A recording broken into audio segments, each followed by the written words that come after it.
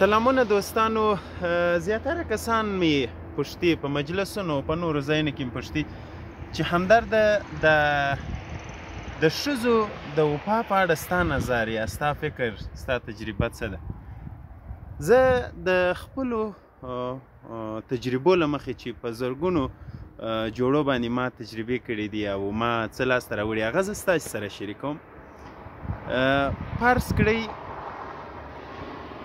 مارک زکربرګ د فیسبوک بنسټګر او رئیس، بیل ګیټس د مایکروسافت رئیس او ایلن ماسک د ټویټر او د نورو فضایي مسایلو کې زیاتره خلک ورسره اشنا یاست، یعنې چې د دنیا سرمایه‌دار خلک دي.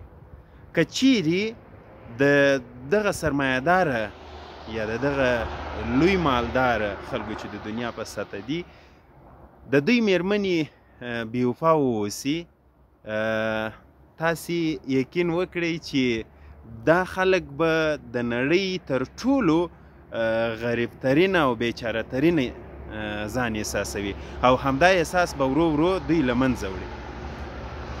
همدارنګه که د قدرت له مخې ووایو، جو بایډن د یو سوپر قدرت یعنی امریکا ولسمشر دی او پوتین د روسیې ولسمشر دی چې د نړۍ یو دوم سوپر قدرت دی چې دا اوس فعلا د نړۍ سره مستقیم او غیر مستقیم په جګړه لګیا دی.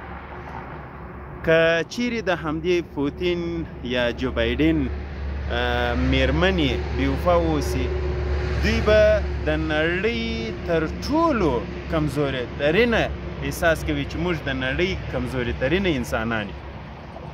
دا احساس یا د ښځې همدا بېوفایي دا احساس کوي او همدا احساس ورو ورو همدا قدرتمن انسانان هم له منځه وړلی سي او ناقراره کولی سي.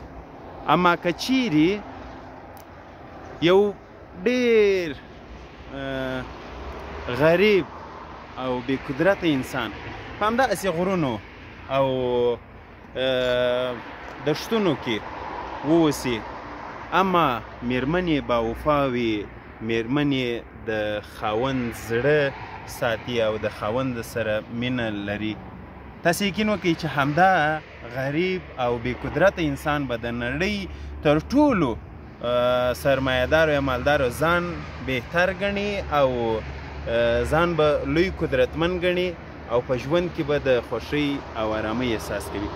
نو میرمنو ته همدا پیغام دی چې خپل خاوندان سره مینه وکړئ، خپل خاوندانو ته د خپل عاطفي انساني عاطفي جوړښت له مخې هغوی قدر وکړئ. همدا خاوندان دي چې د میرمنو لپاره هره ستړې په ځان مني او بیا یې یو ګوله راوړي او خپل میرمنې سره یې په آرامه خوري. نو د ستاسې د ښه ژوند په هیله ده چې یو څه مو ترې اخیستی وي. که چیرې مو بیا هم دغسې مسایلو ته چې اړتیا وي، زه د خپلو تجربو له مخې هغه خپل نظریات هر کله در سره شریکولی سم. خدای په امان ښه جهاد.